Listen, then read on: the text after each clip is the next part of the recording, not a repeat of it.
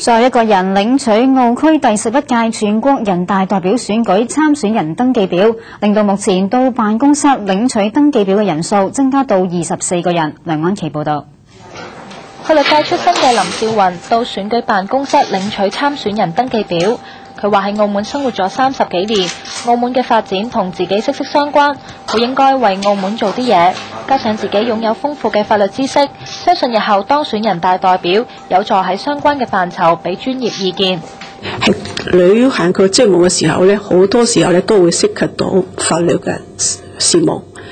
咁喺各方面嚟講咧，因為我受過嗰個法律嘅專業嘅嗰個訓練，所以咧對法律嘅制定法律啊，或者話修改法律方面咧，我覺得咧本人咧可以咧提供一定嘅有針對性啊，同埋操作是比較強嘅意見。佢話當選後會秉承做律師嘅職責，就好似幫當事人爭取應有權益一樣，為澳門人謀福利。直至目前已經有24個人領取咗人大代表參選人登記表接受提名。